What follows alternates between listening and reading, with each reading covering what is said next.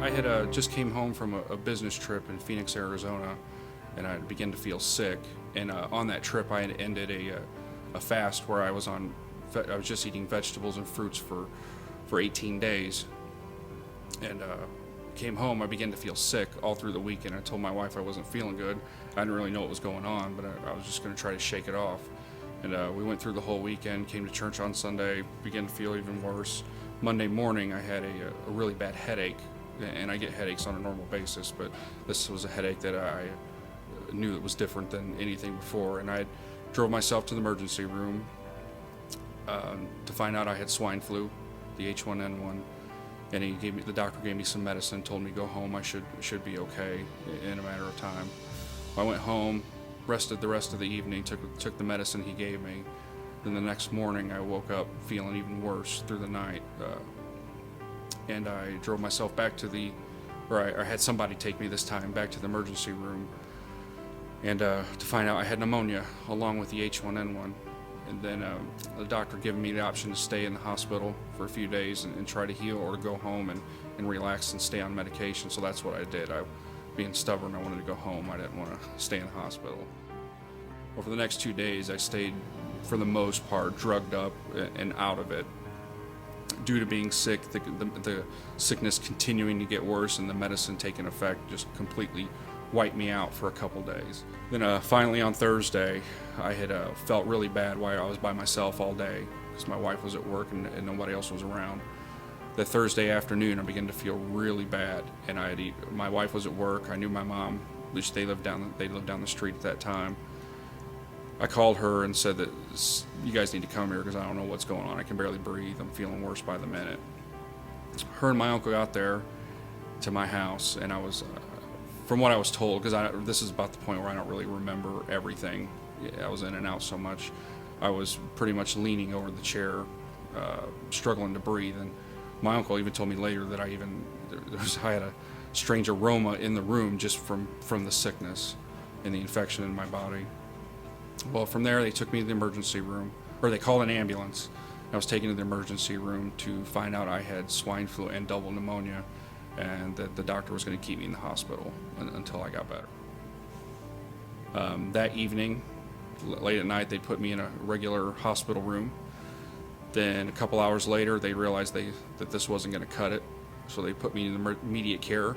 By the next morning, when I woke up, they were taking me to ICU, where they could keep track of me 24/7, give me breathing treatments and so forth. That morning when they took me to ICU, they told me that they were going to try certain type of breathing treatments, medicines and so forth to help me stronger. My lungs were so weak, my oxygen levels were in the mid to low 60s at the time, and my temperature was 103.8, and they had to do something to get my fever down, to get me breathing on my own. So they gave me several types of breathing treatments and medicine. And then from there, they told me if this didn't work, that they were going to have to put me on a breathing machine. And through the next couple days, they monitored me. It seemed like I would perk up for a little bit, get better, then I would go down. My wife's mother back up home where we lived, we grew up in Northwest Indiana, her mom works for a lung specialist. And every day she would come into work and ask, how's he doing? And she would say, well, we've heard this, we've heard that. It seems like he goes forward, then back, and whatnot. And he said, well, I don't want to get you down.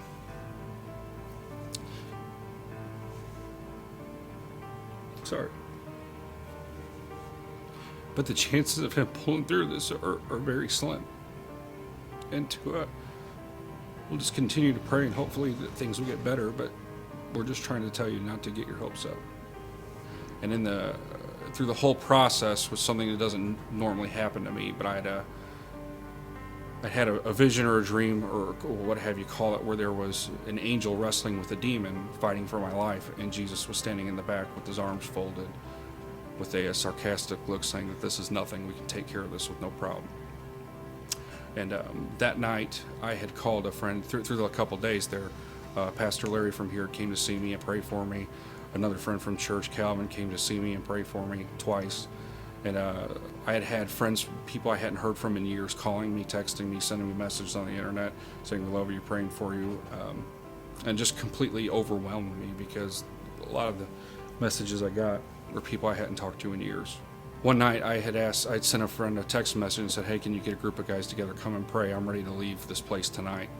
And he said, I'll get back to you and let you know. And long story short, it couldn't happen that night. And I was a little frustrated, but I understood at the same time. So I started remembering a message that Pastor Lindell had preached about if nobody was around to lay your hand on your forehead and pray for yourself.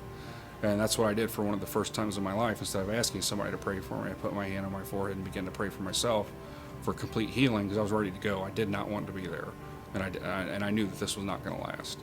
The doctors had came in one morning. I'd seen so many doctors I couldn't even remember their names by this point. And the doctors came in and said, we've pretty much done all we can do. If this doesn't work, you're going to be on life support. And it just trashed my heart, because I'm 29 years old. I know this shouldn't happen to me. And that was right before that was at the time when I put my hand on my own forehead and began to pray for myself. And from there, things did continue to get better every day.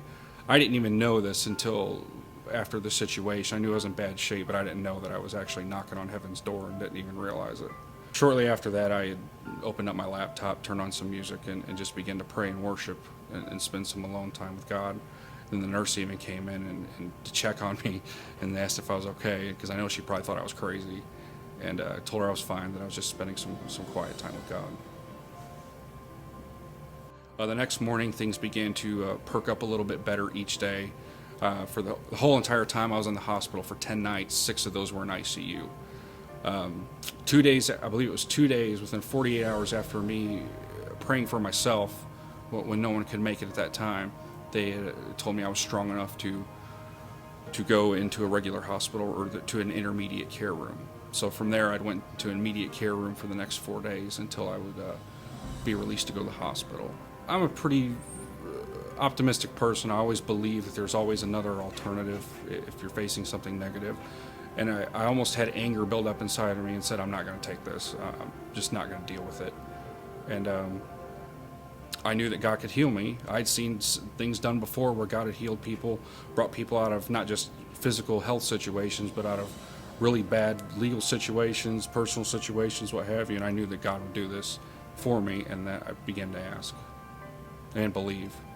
I'm overflowing with thankfulness, excitement. I can truly stand here and tell you that it doesn't matter what you're going through. God can heal you from it, whether it's physically, mentally, emotional. It doesn't matter what is wrong with you.